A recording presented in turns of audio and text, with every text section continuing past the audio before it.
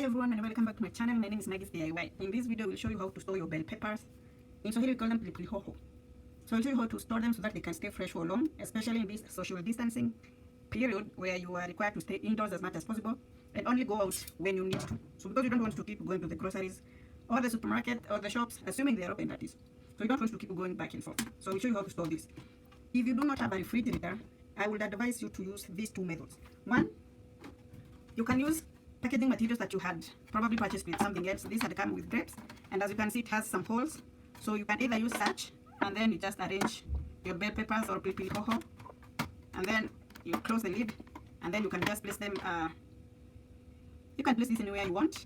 Alternatively, you can use Ziploc bags or any polythene bag, assuming your country has not banned polythene bags.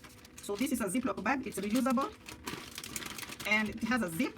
So this is the zip, the blue part and the yellow part. So the yellow part comes inside here. I don't know if you can see this. So usually you just press those two together and then you put to the end and then that tightens. So you can put in your bell peppers.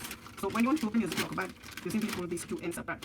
So you can put your bell peppers, whatever, you can put your bell peppers, whichever color they are. So you might have the red one, the yellow one, the green one. So you put them inside your Ziploc bag like that. And then you can fill all of them here. So maybe we put this here also. You can put them like that and then you zip. So you can see that it is airtight such that there is, in my screen there is air. So I can put this on any shelf. The bell peppers will stay fresher for longer.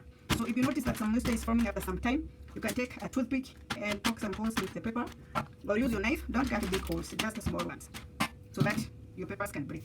So that is if you do not have a refrigerator. If you do have a refrigerator, you can also use several methods to store your bell peppers. One is put them in the Ziploc bag. So usually because they have a strong smell, and I don't like everything else that is in the fridge to smell like the bell peppers, I actually seal everything in such Ziploc bags and put it in the fridge. That way the aromas and the tastes of all these vegetables are not interfered with by the others. So imagine if I had some milk in the fridge and then I put this as naked as they were. Then the milk would start smelling like this. I don't like that. So I usually put them in this airtight Ziploc bag and put them in the fridge. I will show you how to do this. So I will usually put these in the lower shelves of the fridge, which are not so cold. And then the other way is to slice them, cut them into small pieces, and then put them in an airtight container such as this one. And then I will put them in the freezer. So this one I had already put in the freezer. So if you look closely, there's actually some small ice cubes. So I usually put this in the freezer. This can stay for a very long time and will be fresh whenever I remove them. So a few tricks I will show you on how to use the chopping board safely. So first of all, I will clean my chopping board. You are going to notice that in most instances, whenever you put your chopping board on any surface, it will keep moving around, and this is not safe for you. It will actually move and you end up cutting yourself. So what I usually do, I will dampen a cloth or a kitchen towel, and then I will put it under the chopping board like that. Then as you can see, it's quite stable. So I start by washing my bell peppers or pilipili hoho. Then I will cut them into pieces. I will get rid of the seeds and any bad skin. I will do the same with this. I will remove the seeds of the bell pepper, or in Swahili pilipili hoho. So I remove that. So I have cut my bell peppers, my green bell peppers. So I will clean this off.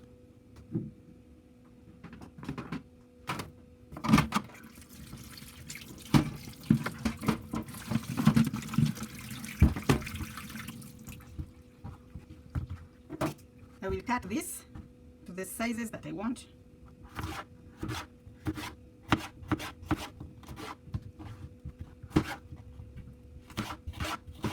So I'm not a professional cutter. I cut them anyhowly as long as in the end they will be the sizes that I want.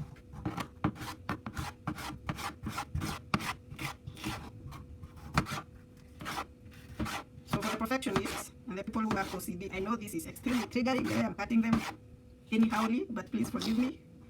So here they are. If I want smaller pieces, so sometimes if I want them for just vegetables, I will leave them as they are, but I can just cut them into small pieces.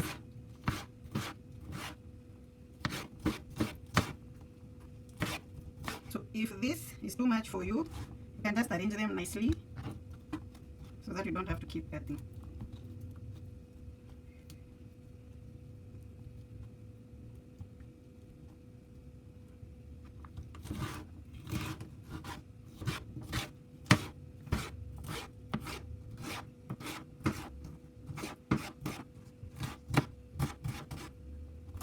So we'll cut them this small if I want to fry this with something else. For instance, beef, chicken, vegetable rice. And then once I am done, I will put them in my container.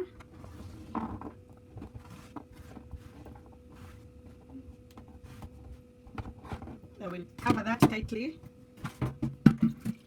I always like what. Now I have my vegetables ready. So I have my carrots. So these ones I'm going to put in the freezer, as I will with this and this, because they are chopped fine. So these ones can stay for a very long time.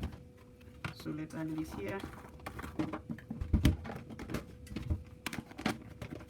So these go into the freezer. These carrots go into the fridge, but on the lower shelves. This one can stay in the open. I don't need to put this in the fridge. Remember, I had poked holes so it can breathe. Then I have fine chopped tomatoes. This is going to the freezer too. So all the freezer items, I'm going just a minute. So I have my carrots. These stay in the open. All the freezer items, I put them here. I will show you when I'm putting everything in the fridge. And that too. Then I have these two tomatoes.